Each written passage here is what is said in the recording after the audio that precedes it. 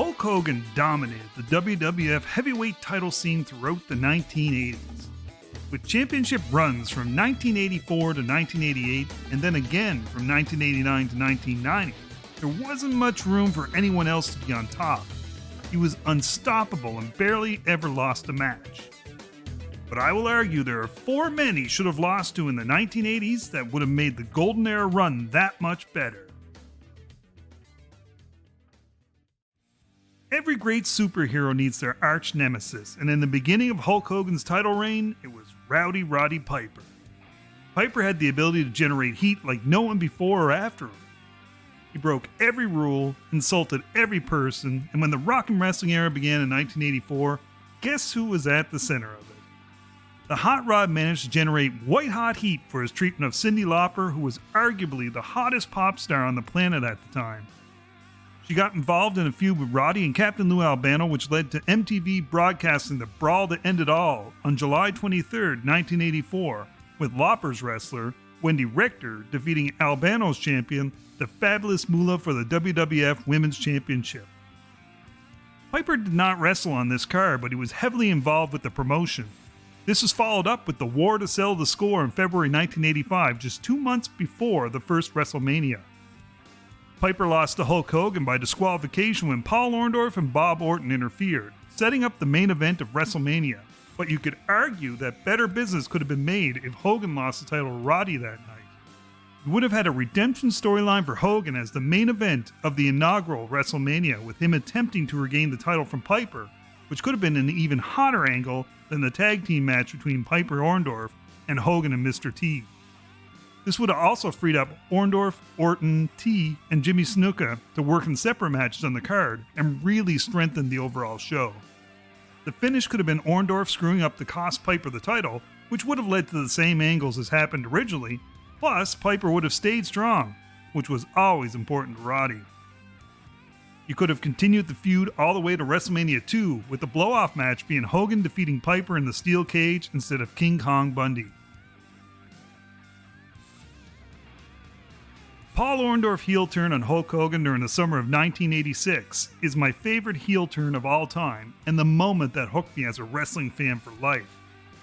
That clothesline and pile driver was so vicious that even though I was a Hulkamaniac, I became a huge fan of Orndorff immediately.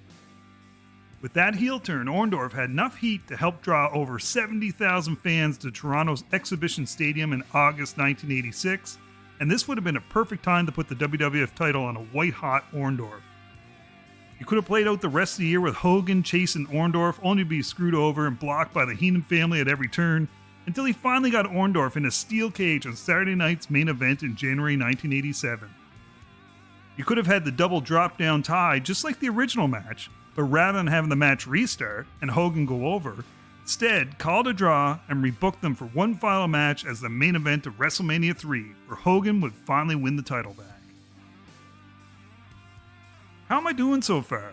Agree with my choices? Have some better ones? Leave them in the comments section below, and don't forget to subscribe for more great content like this video. Okay, back to my picks. I think Ted DiBiase's $1 Million Man was one of the strongest heel characters the WWF ever had, with both the in-ring skills and character development to be a long-term champion. It's unfortunate that Vince McMahon never pulled the trigger on DiBiase as champ because he would have been great.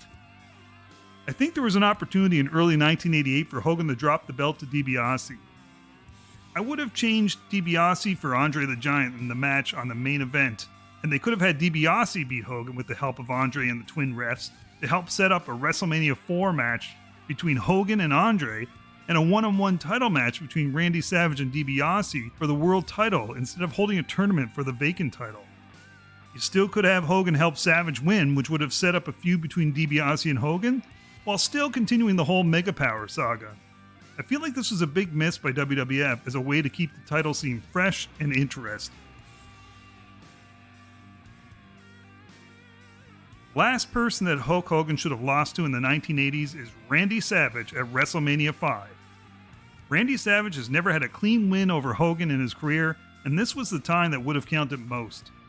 Savage was having a great run as champion throughout 1988 and 89, and the Mega Power storyline was one of the greatest in wrestling history.